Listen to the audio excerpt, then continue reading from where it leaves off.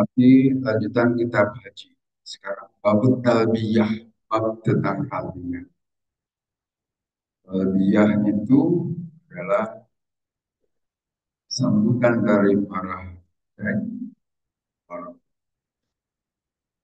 disebutkan hadatsana Abdullah bin Yusuf akhbarana Malik an Nafi' an Abdullah bin Umar radhiyallahu anhu anna talbiyana Rasulillah sallallahu alaihi wasallam. Sesungguhnya talbiyah Rasulullah SAW itu labbaik Allahumma labbaik labbaik la syarika labbaik innal hamda wan ni'mata laka wal mulk la syarika lak. Saya kira yang sudah kita kenal dan yang diucapkan oleh jamaah besar. Labbaik Allahumma, aku memenuhi panggilan, wahai Allah. Labbaik, aku memenuhi panggilan. Labbaik, aku memenuhi panggilanmu, la syarika. Tidak ada sekutu laka bagimu, wahai Allah. Labbaik, aku memenuhi panggilanmu, ya Allah. Innal hamda, sungguhnya seluruh puji, wan ni'mata dan seluruh nikmat, laka milikmu. Wal mulka, demikian juga kerajaan.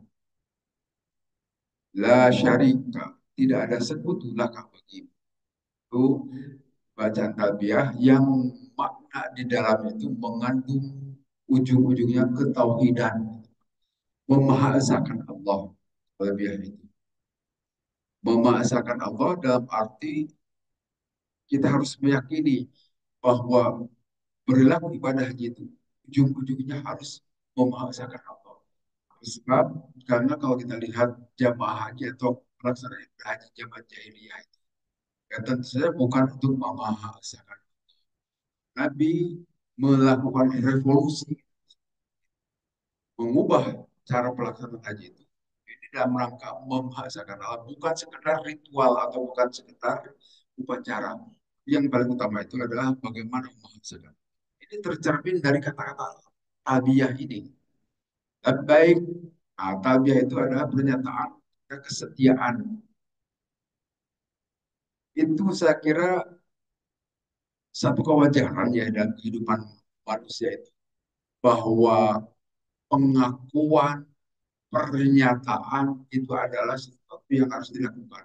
Coba saja kita di negara Republik Indonesia ini, setiap kalau hari Senin kita harus baca Pancasila, baca apalagi itu pembukaan undang-undang dasar 45. Kalau dahulu baca Korps, Korpri, ya, zaman Korpri, ya,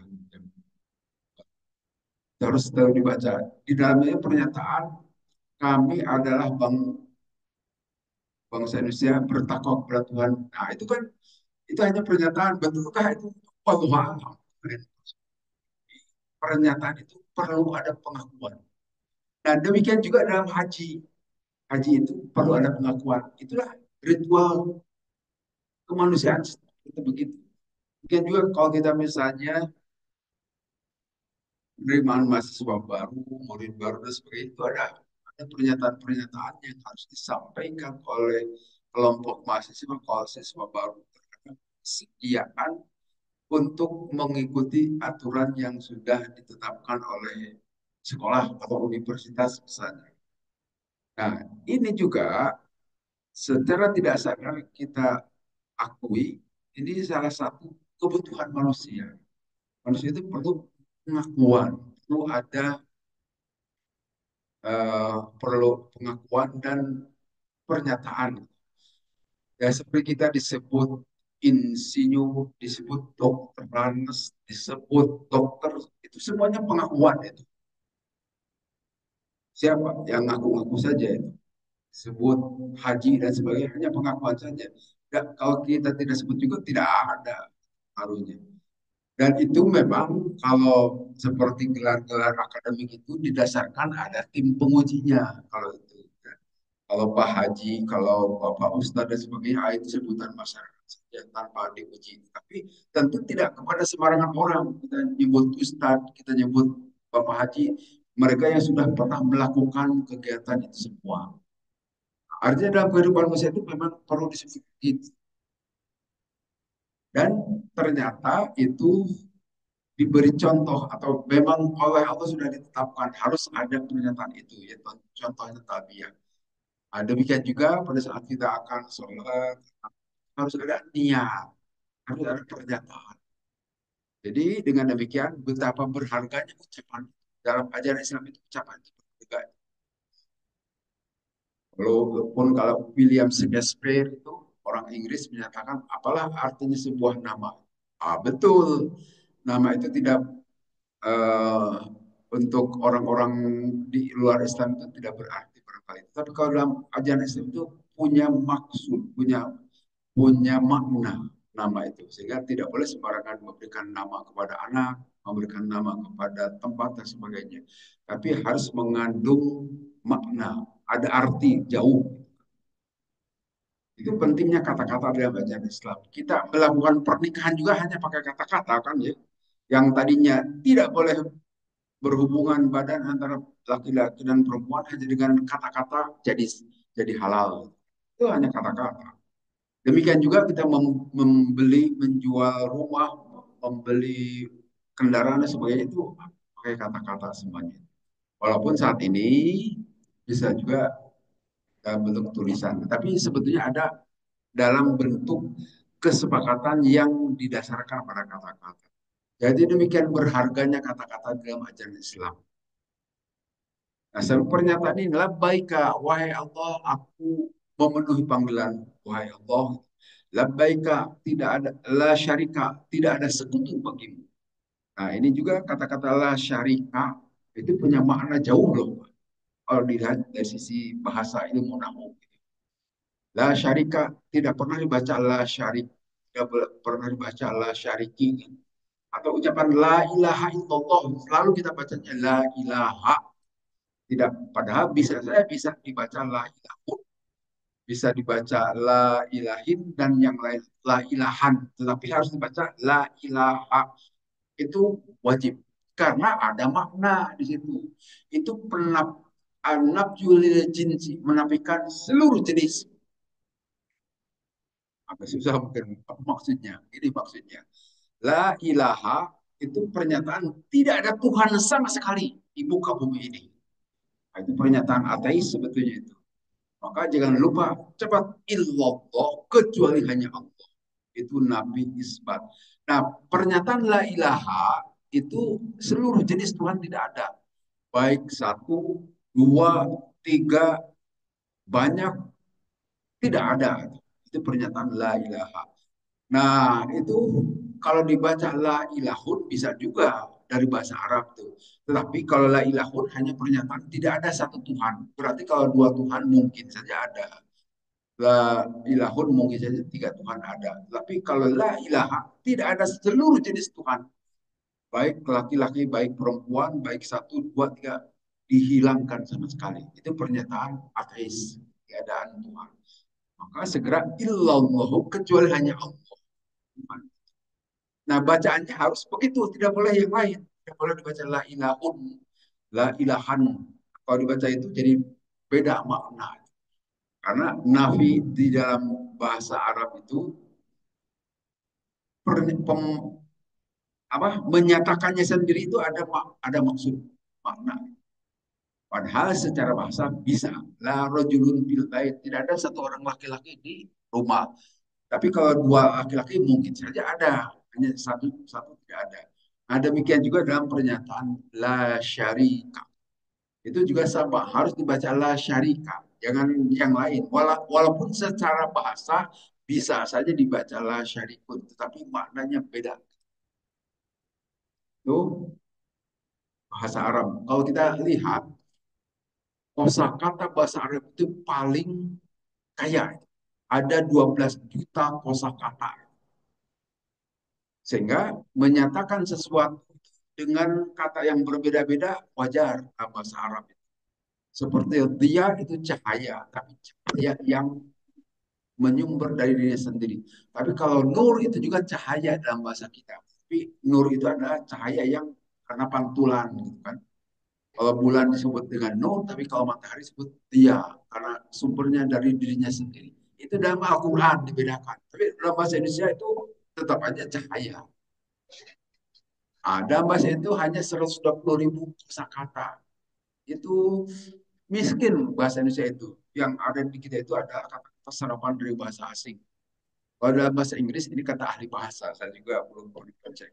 Ada sekitar 1 juta kosakata, sehingga wajar Al-Quran mengapa diturunkan dalam bahasa Arab, karena dalam bahasa yang sangat kaya, sejumlah istilah bisa menggambarkan makna yang berbeda-beda. Walaupun dalam bahasa kita itu sama, gitu-gitu juga terjemahnya. Tapi konteksnya lain sebetulnya. Nah, kemudian innal hamda. Nah, kata-kata innal hamda ini juga jangan lupa harus ada pakai alif lam loh, Pak. Walaupun bisa sebetulnya dibaca inna hamdan. Nah, itu jadi lain maknanya. Tapi kalau pakai alif lam jadi tertentu. Seperti Masjid An-Nas. Nah, Masjid An-Nas itu harus pakai alif lam itu. Ya, alif lam dalam ini alif lam syamsiyah. Karena awalnya tidak dibaca. Tapi kalau Komariah ini seperti Al-Kabir, Al-Kubro, itu alif lam Komariah. Nah, kalau dimaksud Masjid An-Nas, ya inilah Masjid An-Nas itu yang dimaksud. Tapi kalau dibaca Nas bisa juga. Tapi kalau Nas itu adalah umum, siapapun manusia itu kan arti Nas. Siapapun manusia itu adalah, kalau An-Nas itu sudah merupakan nama masjid ini. Ya bisa tidak lain. Nah, kalau dalam bahasa Inggris itu pakai the nas. Nah, itu udah tertentu, udah makrifat. Tapi kalau tanpa itu adalah masih ada perbedaan bahasa.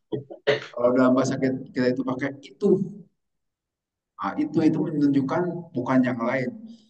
Dalam istilah bahasa Arab itu alif lam li ahli dzikri, untuk menyebutkan sesuatu yang sudah kita kenal. Berkata rojulun dan ar-rojul itu lain maksudnya. Ar-rojul itu laki-laki yang sudah kita kenal, yang sudah tertentu. Tapi kalau rojulun, siapapun laki-laki itu masuk kata rojulun. Nah, demikian juga alhamdulillah itu itu maknanya dalam sebetulnya. Jadi kata kita baca Al-Fatihah, Alhamdulillahirrahmanirrahim itu jauh maksudnya. Artinya dalam bahasa kita itu seluruh puji di sini. Pujian itu kan ada 4 macam, ditafsirkan oleh para ulama. Pujian dari Allah kepada Allah. Allah juga suka memuji. Dalam Al-Quran itu banyak pujian Allah kepada Allah. Ya seperti kata-kata Ar-Rahman Ar-Rahim itu. Allah memuji zatnya sendiri. Itu tetap milik Allah. Yang kedua, pujian Allah kepada makhluk. Seperti Allah memuji kepada Nabi Muhammad, wa innaka la'ala khulqin azim. Sesungguhnya engkau wahai Nabi berada dalam akhlak yang sangat demikian agung. Nah, itu pujian Allah kepada Nabi, itu juga tetap milik Allah. Masuk dalam pengertian alhamdulillah. Dan pujian makhluk kepada makhluk. Kita memuji kepada seseorang karena prestasinya bagus, karena pencapaiannya bagus, kita puji. Silahkan, boleh. Tapi ingat, hakikatnya itu adalah milik Allah. Menyatakan seseorang itu ya dengan segala pujian dan sebagainya, silahkan saja kita eh, ngalem atau ya muji lah gitu ya. Lebih kepada seorang boleh. Atau pujian dari makhluk kepada Allah. Nah, kita sering memuji Allah. Ucapan subhanallah, masya Allah dan sebagainya itu juga tetap milik Allah. Jadi manusia itu pujian gitu kan. Kalau seluruh puji itu adalah milik Allah. Itu makna jauhnya dari kata-kata pakai alif lam itu. Nah, di sini pernyataan innal hamda, sungguhnya seluruh puji apapun pujian itu wan nikmata, demikian juga nikmat harus pakai alif lam. Laka milikmu. Ini pernyataan yang sangat genuine, yang sangat asli. Wal mulka, demikian juga kerajaan, penguasaan dan sebagainya kan di kita jadi penguasa, jadi raja itu hanya kalau ditunjuk saja. Walaupun di kerajaan itu ada turun temurun karena penunjukan dari atasnya, dari suatu lembaga, pengakuan semuanya juga, termasuk tadi gelar-gelar akademik kalau tidak dinyatakan lulus oleh satu dewan ya tidak lulus, tidak dinyatakan dokter, tidak dinyatakan doktor, tidak dinyatakan insinyur. Apakah betul dia itu seorang dokter bisa diuji oleh orang lain? Kalau tidak bisa jawab, tidak pantas tim. untuk orang misalnya.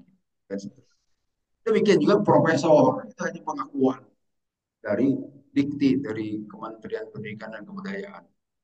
Setelah ada pengusulan, kalau itu formal ya, ada aturan mainnya. Tapi kalau panggilan-panggilan pengakuan yang lain itu bagaimana perkembangan di masyarakat saja. Itu saya kira makna dari talbiyah yang wajib disampaikan atau dibaca oleh jamaah haji. Labbaik Allahumma labbaik, labbaik la syarika lak labbaik, innal hamda wan ni'mata lak wal mulk la syarika lak. Intinya ketauhidan, jangan lupa. Sehingga tidak sepantasnya pulang haji bawa-bawa batu dari Mina. Untuk apa? Untuk jimat. Wah, itu menyimpang dari tauhid. Tidak boleh. Atau sorban digosok-gosok ke Ka'bah biar harum, dan Ka'bah itu harum kan. Nah, kalau sekedar supaya sorban kita harum nggak apa-apa. Tapi kalau sebagai supaya laris kalau jualan, itu musyrik. Jangan sampai kita. Karena di talbiyah saja makna tauhid itu demikian kental. Tidak boleh melakukan penyekutuan kepada Allah. Kemudian di hadis berikutnya, Hadatsana Muhammad bin Yusuf, hadatsana Sufyan anil Amash an Umaro an Abi Atiyah an Aisyah dari Siti Aisyah radhiyallahu anha. Qalat berkata Siti Aisyah, ini sesungguhnya aku la alam kaifakan Nabi yulabbi. Aku mengetahui bagaimana Nabi membaca talbiyah. Sama seperti tadi, labbaik Allahumma labbaik dan seterusnya. Saya kira sama ya. Wa qala Syu'bah akhbarana Sulaiman samin Qais sama Nabi Atiyah sama dari Siti Aisyah juga. Jadi kata-kata tabiah ini ada bahasan oleh Ibnu Hajar Al Asqalani. Tabiah itu kata merupakan masdar. Dalam ilmu sorof ada yang disebut dengan masdar. Masdar itu kata dasar bahasa Indonesia. Seperti memukul kata dasarnya pukul kan gitu. Nah, talbiyah itu merupakan kata dasar dari kata kerja labba. Labba yulabbi talbiyah. Nah, nanti jadi panggilan dalam bahasa Arab itu labbaika. Labbaika itu ucapan saya dalam terjemahannya itu saya mengikuti apa yang engkau kehendaki wahai Allah. Nanti di sini ada sejarahnya mengapa harus membaca talbiyah. Itu adalah di sini wa labdum sana'in dasibau merupakan lafaz pujian kepada Allah. Jadi harus diucapkan oleh jemaah haji dan pengucapannya harus keras, rame-rame nanti di dalam bis biasanya. Wa maknahu makna talbiyah itu ijabatu ba'da ijabatin au ijabatun lajimatun. Itu pernyataan ijabah. Ijabah itu artinya mengindahkan panggilan. Wahai Allah, saya mengindahkan panggilanmu. Saya mengijabah panggilanmu. Engkau memanggil aku untuk melakukan haji, maka saya datang untuk melakukan ibadah haji. Kira-kira seperti itu. Dan itu lazimah. Lazimah itu ya harus diucapkan. Dan Rasul pun melakukan itu. Beliau mengucapkannya dengan keras. Kemudian itu adalah maksud talbiyah itu adalah ijabatu da'wat Ibrahim hina adzana bin nasi bil haji. Itu sebagai pernyataan kita mengindahkan panggilan Nabi Ibrahim pada saat Nabi Ibrahim diperintah oleh Allah, panggillah oleh wahai Ibrahim kepada seluruh manusia di muka bumi ini untuk melakukan ibadah haji. Nah, ini disebutkan bagaimana saya memanggil manusia di muka bumi ini untuk melakukan ibadah haji. Engkau lakukan panggilan itu menggunakan suaramu. Nanti aku yang menyampaikan kepada orang-orang yang ada di seluruh muka bumi. Kalau suara Nabi Ibrahim kan hanya seluruh Mekah saja tidak nyampe. Apalagi saat itu belum ada pengeras suara zaman Nabi Ibrahim. Tapi Allah memberikan jaminan itu akan sampai juga kepada seluruh umat manusia di muka bumi. Sampai sekarang kan kita jadi tahu bahwa kita dipanggil juga oleh Allah. Jadi jangan sampai bilang saya belum pernah dipanggil haji. Bukan belum dipanggil, dipanggil udah dari dulu dipanggil. Hanya kita belum bisa memenuhi karena kemampuan kita terbatas, tidak punya ongkos, kesehatan terganggu dan sebagainya. Tetapi sesungguhnya panggilan ibadah haji itu sudah dikumandangkan sejak zaman Nabi Ibrahim. Sudah, jangan kenapa belum haji? Saya belum dapat panggilan pada uang banyak dan sehat. Bukan belum dapat panggilan, belum mau saja. Kalau dipanggil mas sudah dipanggil dari dahulu juga. Silakan dilihat dalam surat Al-Hajj. Fadzin bin nasi kata Allah dan panggillah oleh wahai Ibrahim saat Nabi Ibrahim selesai membangun Ka'bah. Panggil. Dan nanti disebutkan dalam sejarah itu di Jabal Kubes. Nabi Ibrahim naik ke bukit yang dekat Masjidil Haram. Kalau sekarang Jabal atau Jabal Kubesnya sudah dipapas. Kalau dahulu itu Mekah itu ada di tengah itu lembah paling paling rendah gitu kan. Dikelilingi oleh gunung-gunung atau bukit-bukit itu. Dan Nabi Ibrahim naik di situ memanggil manusia. Memang seorang Nabi Ibrahim terbatas, tapi nanti Allah yang menyampaikan. Dan buktinya sampai sekarang kita tahu Allah Maha Kuasa. Nah, di sini Nabi Ibrahim alaihissalam bin bina'il baiti pada saat beliau membangun Ka'bah, beliau diperintahkan memanggil manusia untuk melakukan ibadah haji. Kemudian Nabi Ibrahim berkata, Robbi wa mayablughu sawti. Wahai Tuhanku, bagaimana sampai suaraku ke seluruh manusia? Di Mekah saja belum tentu nyampe semua. Tapi kata Allah, Ad-din wa allai al-bala. Panggillah olehmu dan aku yang akan menyampaikan panggilanmu kepada seluruh manusia. Walaupun nanti sampainya kepada kita tidak pada saat itu sudah kita coba lagi kan. Tapi sampai melalui Nabi Muhammad SAW, melalui ajaran beliau, melalui Al-Quran. Kita jadi tahu bahwa dahulu pernah dipanggil. Nah, itu cara Allah, cara menyampaikan panggilan kepada kita. Karena ada maka memanggil Ibrahim Nabi Ibrahim, ya ayuhan nasu, kutiba alaikumul hajju ilal baitil azim. Hai, wahai seluruh manusia, telah diwajibkan kepada kalian semua untuk melakukan ibadah haji ke Baitul Azim, ke rumah Allah yang tua itu. Fasami'ahu min bainis man bainas samai wal ardi. Maka mendengar seluruh manusia dan manusia antara langit dan bumi. Itu suara Nabi Ibrahim. Apalah tarona anna nasayaji min aksal ardi yulabbuna. Apakah engkau tidak mengetahui bahwa sekarang seluruh manusia coba datang dari penjuru muka bumi dan melakukan talbiyah. Nah, itu bukti mengindahkan panggilan Nabi Ibrahim. Dan Nabi Ibrahim itu disuruh oleh Allah. Fa'ajabu maka orang-orang itu mengindahkan panggilan Nabi Ibrahim bitalbiyah, dengan mengucapkan talbiyah. Nah, talbiyah itu seolah-olah wahai Nabi Ibrahim, aku telah mendengar panggilanmu dan aku telah datang untuk memenuhi panggilanmu.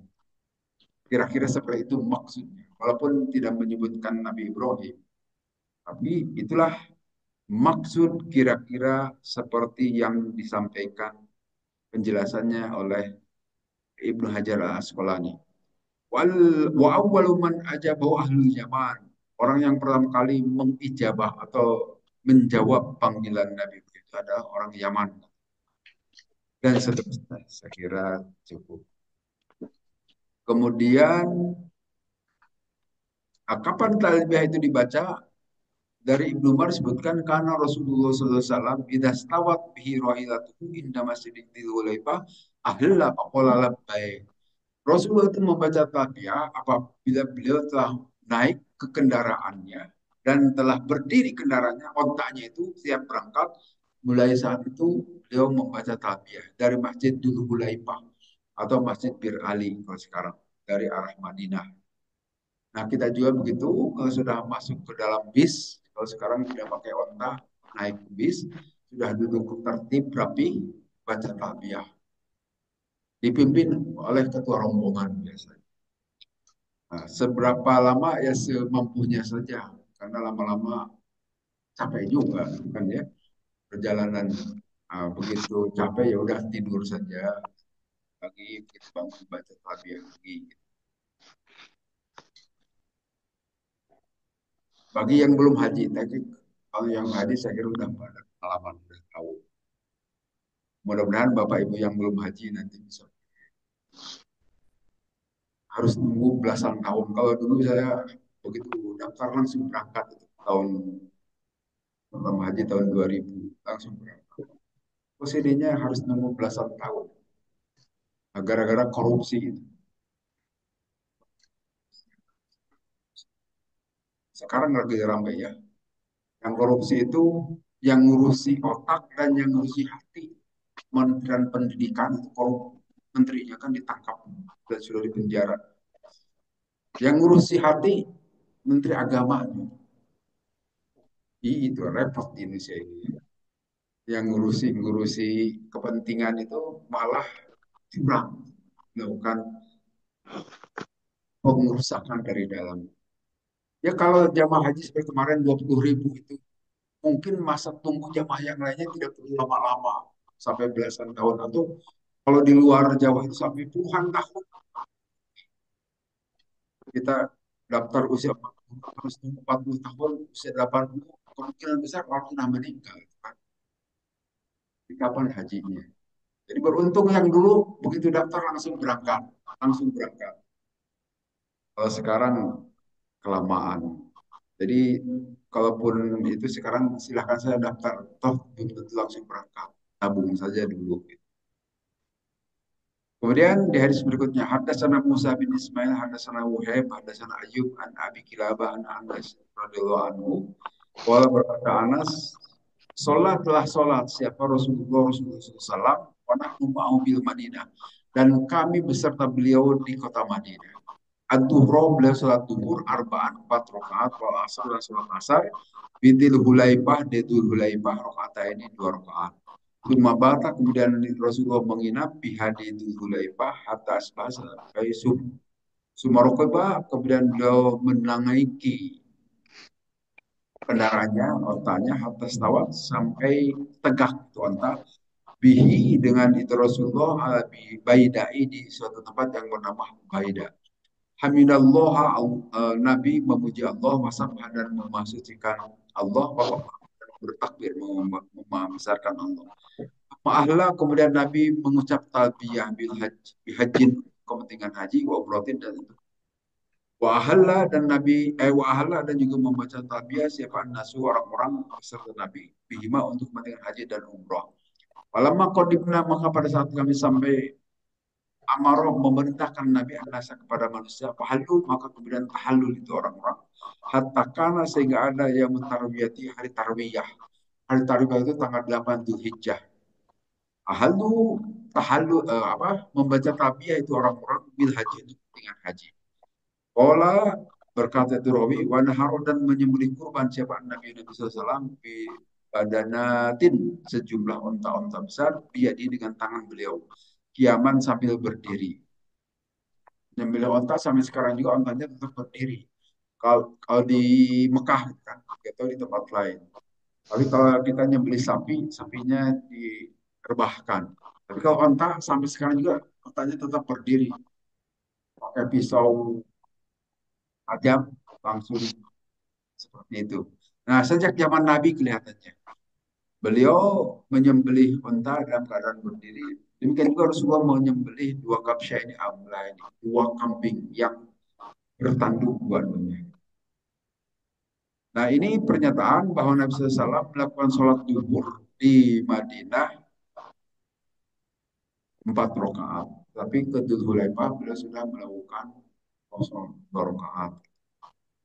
Nah, ini silahkan dipraktekkan berlaku sampai sekarang juga. Jamaah kosong 2 rakaat. Kalau jamaah itu tetap empat rakaat, tapi kalau dikosor menjadi 2 rakaat. Saya kira nanti di bab berikutnya atau bahkan sudah sholat jamaah kosor. Sekarang ke hajinya. Nanti dari penjelasan-penjelasan ini, dari petunjuk-petunjuk Nabi, haji itu seperti pernah saya sampaikan, ada 3 cara. Ada haji ifrod. Kalau haji ifrod itu mendahulukan haji, mengundurkan umroh. Jadi begitu sampai ke Mekah Madinah itu tidak melakukan apa-apa, tapi memulai ihram untuk haji. Itu haji ifrod. Dan ini berat. Kemudian yang keduanya haji tamattu. Kalau tamattu itu mendahulukan umroh, apa mengakhirkan haji. Jadi begitu sampai ke kota Mekah, kita ihram itu untuk kepentingan umroh sampai selesai beberapa jam kemudian tahallul. Setelah itu tunggu sampai tanggal 8 Dzulhijjah mulai ihram untuk haji dari kota Mekah. Kemudian yang berikutnya adalah haji umroh dan haji dibarengkan, itu haji kiron. Nah, umumnya jamaah Indonesia itu haji tamattu, ya. Mendahulukan umroh kemudian mengakhirkan haji. Jamaah Indonesia umumnya begitu. Dan di hadis berikutnya, hadasana Abu Asim akhbarana Ibnu Jurayj qala akhbarani Shalih bin Kaisan an Nabi an Ibnu Umar radhiyallahu anhu. Qala berkata Ibnu Umar, ahlakah membaca tabiah siapa Nabi sallallahu alaihi wasallam inastawat bi sama. Jadi, beliau baru membaca tabiah pada saat sudah siap di atas ontanya dalam keadaan berdiri siap berangkat. Nah, begitu juga nanti pada saat kita di dimanapun lah atau di pesawat juga di Kornul Manazil. Biasanya kalau di Kornul Manazil itu hanya ihram ya karena cepat itu kan kecepatan. Jarang-jarang ada yang baca tabiah. Seharusnya begitu beres kita menyatakan diri memulai ihram langsung baca tabiah di atas pesawat. Tapi ini belum jadi kebiasaan. Ya setidaknya waktu saya di sana. Tapi kalau sekarang mudah-mudahan sudah biasa tabiah di atas pesawat. Kemudian di hadis berikutnya, Waqala Abu Ma'mar hadatsana Abdul Waris hadatsana Abu Ajib dan seterusnya. Karena Ibnu Umar ada Ibnu Umar radhiyallahu anhu, idza shalla apabila salat Ibnu Umar bil ghudati pagi-pagi di Dzulhaifah, amaro memerintahkan biro hilatihi dengan kendaraannya itu baru hilat maka dikendarai sumarukuba kemudian berangkat menggunakan kendaraan. Idza stawat maka apabila telah sempurna di atas kendaraan bihi dengan Ibnu Umar istiqbala beliau menghadap al kiblat kiblat qaiman sambil berdiri sumayulambi kemudian beliau bertalbiyah atau dia belum mahrum asal sampai datang ke tempat ihram sumayumsiku kemudian dia memelihara diri hatta idza jaa tua sehingga sampai ke tempat yang bernama Datwa. Beliau menginap di itu Datwa hatta yusbas sampai pagi. Kalau zaman dahulu menginapnya itu paling menggelar tenda sendiri. Kalau sekarang sudah disediakan pemerintah Saudi. Sehingga sekarang pada saat tanggal 8 Dzulhijjah ya, kita itu dari Mekah itu tidak ke Mina dahulu, tapi langsung ke Arafah. Bis-bis itu. Tetapi ada juga sebagian jamaah haji kita ke Mina dahulu. Karena memang zaman dahulu, zaman Nabi, Nabi SAW itu tanggal 8 itu bukannya ke Arafah, tetapi beliau ke Mina. Untuk apa? Untuk persiapan saat mabit di Mina. Menyiapkan tenda, menyiapkan persiapan apapun gitu ya di Mina. Nah, tapi sekarang itu sudah disiapkan pemerintah Saudi sudah tersedia tenda dan sebagainya, sehingga tidak perlu repot-repot lagi jamaah haji. Sehingga apabila kita berangkat dari kota Mekah tidak melalui Mina lagi, tapi langsung ke Arafah. Tetapi ada sebagian jamaah itu yang disebut dengan tanazul. Ada jamaah Persis, jamaah Darut Tauhid itu. Pada saat tanggal 8 Dzulhijjah itu mereka tidak langsung tidak ke Arafah, tetapi ke Mina. Dan itu tidak difasilitasi dengan kendaraan bis dari pemerintah. Mereka jalan kaki. Nah, kalau bagi yang muda-muda boleh lah buatnya jalan kaki. Tapi kalau yang sudah kita tua minta jalan kaki, waduh, berkilo-kilo itu bisa jatuh di jalan, kan? Ah, silahkan saja. Itu yang disebut dengan istilah tanazul sekarang. Jadi kalau Bapak Ibu mau ikut haji tanazul, yang tanggal 8-nya melalui Mina dulu, sebagaimana zaman dulu Rasulullah, daftar ke jamaah Persis atau ke Darut Tauhid. Jadi pada tanggal 8 itu mereka ramai jalan melalui Ajiziyah akan ke Mina dahulu, jalan kaki. Sekali lagi, tidak difasilitasi kendaraan oleh pemerintah Saudi. Karena yang difasilitasi kendaraan oleh pemerintah Saudi itu hanya yang ke Arafah saja. Kita tidak perlu melalui Mina lagi. Memang sih Rasul itu dahulu begitu, tapi sekali lagi dahulu itu untuk persiapan Mina, karena tidak ada yang menyiapkan dahulu itu. Tapi kalau sekarang pemerintah Saudi sudah menyiapkannya, sudah ada tenda dan sebagainya, ada jamban dan sebagainya sudah lengkap lah, ada untuk masak dan sebagainya juga ada. Ya, yang masak juga bukan kita, nanti sudah ada timnya yang memasakkan. Kita tinggal terima, tinggal nyuap saja makanan juga sudah siap. Baik di Padang Arafah ataupun di Mina. Kalau dahulu masak sendiri kan gitu ya, beli sendiri. Kalau sekarang jamaah haji udah enak, maka kita sudah bayar, gitu kan. Sudah difasilitasi. Nah, begitu yang dilakukan dahulu oleh Ibnu Umar, beliau masuk ke tua kemudian sholat dan mandi wazama anna Rasulullah SAW fa'ala tadi. Begitulah yang telah dilakukan oleh Rasulullah. Jadi memang Rasulullah pada tanggal 8 Dzulhijjah atau hari Tarwiyah itu beliau ke Mina dahulu. Nah, kalau sekarang juga sekali lagi ada sih jamaah yang ke Mina dahulu, tapi sebagian kecil saja. Jamaah mayoritas jamaah itu langsung ke Arafah. Kemudian di hadis berikutnya, hadasana Sulaiman bin Daud Abu Rabi hadasana Bulai an Nabi Kola berkata, Bulai, karena ada Ibnu Umar radhiyallahu anhu, ida aroda apabila menghendaki al turja keluar dalam kata ke Mekah, iddahana bidua adin, beliau memakai wangi-wangian atau minyak.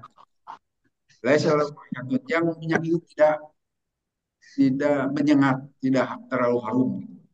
Mayati kemudian datang beliau Masjid Al-Hulaibah ke Masjid Al-Hulaibah, Fayusoli maka beliau sholat, semuanya kemudian menaiki kendaraan. Nah ini juga nanti menjadi dikenal istilah sholat sunnah. Jadi pada saat kita ada di Jeddah, biasanya kalau di Jeddah sempat kita datang ke Jeddah dan mandi, banyak itu fasilitas air dan sebagainya di pelabuhan Jeddah. Dan kemudian kita sebelum melakukan ihram, sholat sunnah ihram dua rakaat. Baru kita melakukan ihram dari situ. Kalau ihramnya mau dari Jeddah. Tapi sekali lagi, ihram di Jeddah itu tidak ada dalam hadis Nabi. Itu hanya fatwa ulama saja. Silahkan. Tetapi kalau mau mengikuti ya begitu caranya. Itu fasilitas lengkap di Jeddah. Tapi kalau di Kornul Manajil, mana sempat sholat, sempat mandi. Mandinya di Pondok Gede atau di Bekasi paling belum berangkat, kurang lebih 8 jam sebelumnya kan baru tutur lagi ya. Jadi ada sholat sunnahnya. Pas sholat ihram, sunat ihram, sumarokibat kemudian menunggang kendaraan, naik kendaraan. Nah, kalau di kita kendaraan yang maksud sekarang adalah bis. Kemudian di hadis berikutnya, hadasana Muhammad bin Abi Sana qala hadasani Ibnu Abi Adi an Ibni Aun an Mujahid. Qala kata Mujahid, nah ada kami semua Indah Ibni Abbas beserta Ibnu Abbas radhiyallahu anhu. Fadzakaru maka menyebutkan itu orang-orang ada jala perihal Dajjal. Annahu bas sesungguhnya Dajjal itu kola berkata Ibnu Abbas maktubun ditulis baina aynahi di antara dua matanya itu kafirun kata kafir. Jadi di antara dua matanya itu ada tulisan kafir di sini. Ini walaupun tidak dari Nabi dari Ibnu Abbas, tentu saja Ibnu Abbas juga tidak sembarangan sumbernya dari Nabi. Artinya soheh. Dajjal itu nanti di antara kedua matanya ada tulisan kafir. Kalau kita lihat di YouTube itu ada gambar-gambarnya sekarang ya. Ada orang tulisan kafir mungkin seperti itu kurang lebih. Mudah-mudahan kita tidak ketemu Dajjal lah. Karena pasti kalah kalah pengaruh dengan Dajjal itu. Kita tidak bisa mempertahankan akidah kecuali orang yang masuk ke Makkah dan Madinah. Kalau suka rapi bisa kalah dengan pengaruh Dajjal. Jadi mudah-mudahan kita sudah mati duluan sajalah. Kita perlu menjelang kiamat ketemu Dajjal. Nah, sekali lagi kita tidak akan kuat menahan Dajjal. Nah, disebutkan di antara dua matanya itu ada tulisan kafir. Faqala Ibnu Abbas dan berkata Ibnu Abbas, lam asma'u, aku pernah mendengarnya. Walakin nahu qala amma Musa ka'anni an ilahi idzan hadara bil wadi. Tetapi aku hanya mengetahui saja adapun Nabi Musa alaihissalam, aku pernah melihat, dan tentu maksud melihat mengetahui gitu ya. Ilahi kepada Nabi Musa idzan hadara pada saat turun beliau itu bil wadi yulabi di sebuah wadi dan mengucapkan talbiyah. Jadi ibadah haji juga dilakukan oleh Nabi Musa. Itu menurut Ibnu Abbas. Kemudian di hadis berikutnya, Hadasan Abdullah bin Maslamah, hadasan Malik an Syihab wa an Jubair an Aisyah dari Aisyah radhiyallahu anha, zaujin Nabi sallallahu alaihi wasallam, istri Nabi sallallahu alaihi wasallam. Qalat berkata Siti Aisyah, "Kharajna kami semua telah keluar ma'an Nabi beserta Nabi sallallahu alaihi wasallam di hajatul wada'i di haji wada. Ahlana maka kami mengucapkan talbiyah bi umratin untuk umrah. Summa qala kemudian bersabda Nabi SAW, man kana mau hajjun, siapa orang yang memiliki haju, haju itu binatang untuk kurban, fal yuhilla maka hendaklah dia talbiyah bil haji untuk haji, mal umrah dan umroh. Nah ini nanti yang menjadi dasar haji kiron, haji dan umroh dibersamakan. Summa la yahillu hatta yahilla minhuma jami'an. Sehingga jangan dia tahallul sehingga tahallul untuk dari haji dan umroh. Ini haji kiron.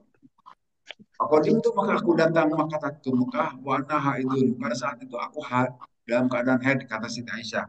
Walam atub bil baiti dan aku tidak melakukan tawaf di Baitullah wala baina Safa wal Marwah dan tidak melakukan sa'i antara Safa dan Marwah. Wasyakotu maka aku tunjukkan atau aku lapor gitu. Dari perihal keadaan aku haid sampai di Mekah itu Nabi kepada Nabi SAW maka bersabda Nabi unku ditunggu dahulu sakit kepalamu atau rapihkan dahulu kepalamu wa tasyiti dan kemudian sisir dulu wa ahili dan silakan bertalbiyah bil haji untuk haji. Nah ini adalah haji tamattu. Wadahnya umroh dan nanti umroh di belakang. Ya. Ini haji ifrad maksudnya, haji ifrad. Haji dahulu dan umroh di belakang kanan. Ini yang dilakukan oleh Siti Aisyah. Ya sudah, engkau tidak perlu karena dalam keadaan head. Nanti aja tanggal 8 mudah-mudahan sudah selesai headnya. Engkau mulai ihram untuk haji.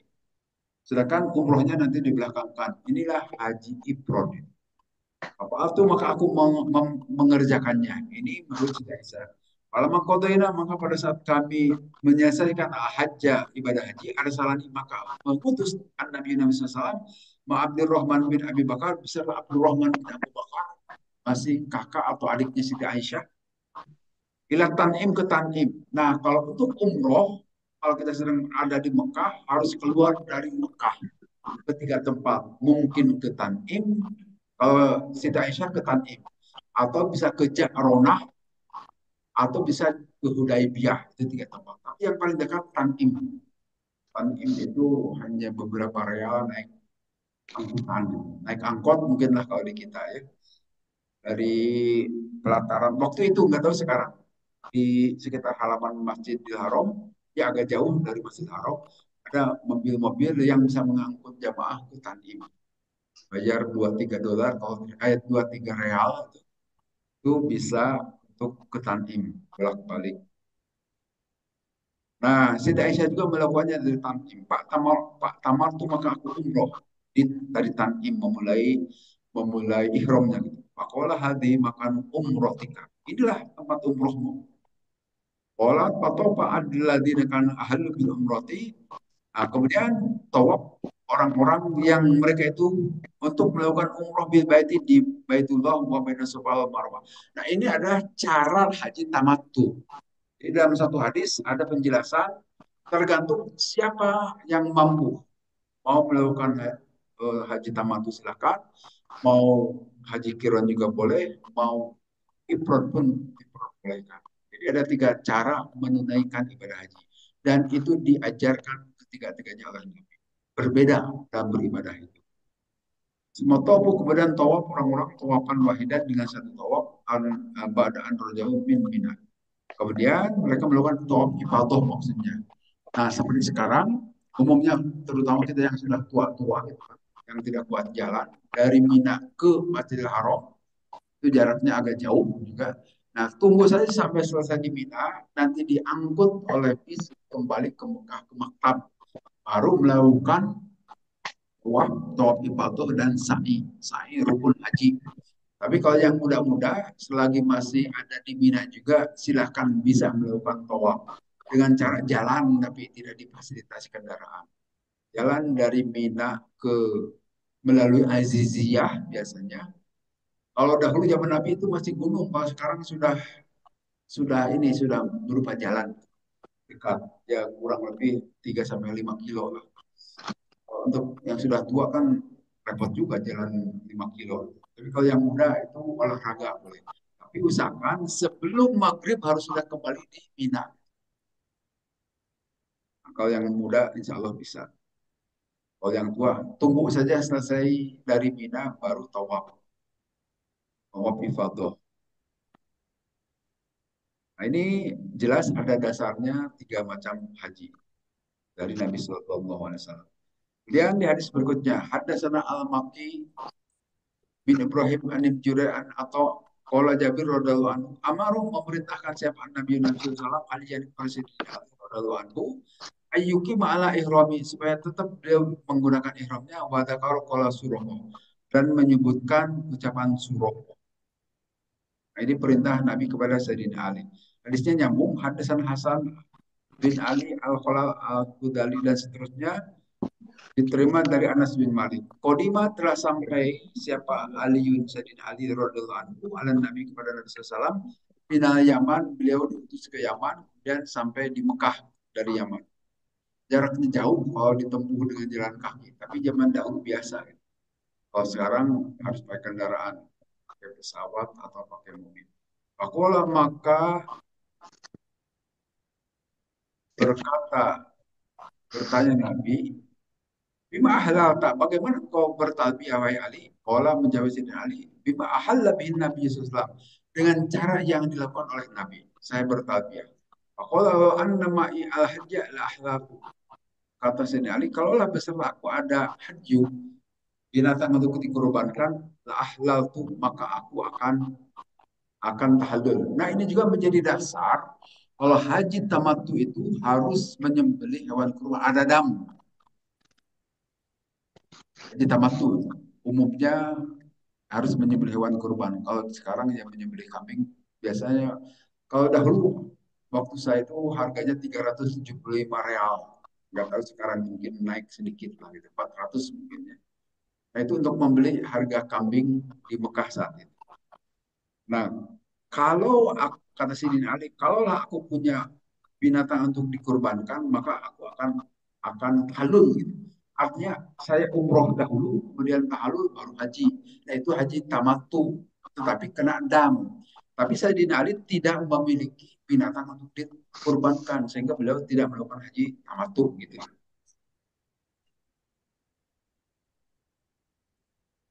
Bagaimana engkau sama seperti tadi, bagaimana engkau talbiyah? Tentu saja saya menggunakan talbiyah menggunakan cara Nabi dan seterusnya.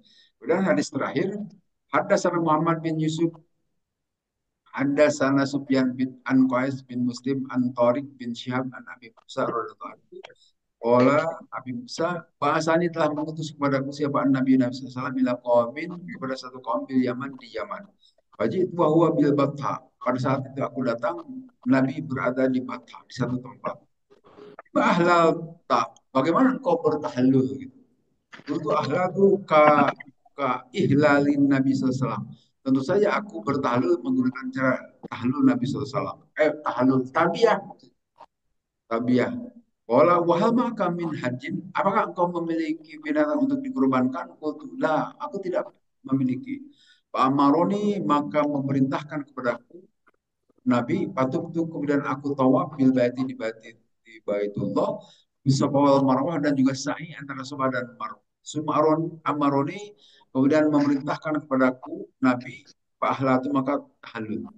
Ayat itu imro'atan, maka kemudian aku mendatangi seorang perempuan min qaumi dari kaumku, nih maka merapihkan itu perempuan kepadaku, kepada rambutku gitu, disisir, aku salat atau aku dia menyirami roksi kepada kepalaku.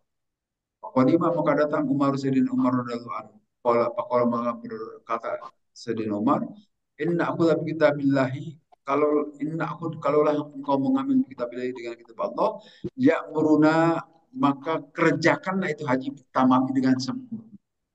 Karena Allah berfirman dalam surat Al-Baqarah ayat 196, wa atimul hajja wal umrata lillah. Sempurnakanlah haji dan umroh karena Allah.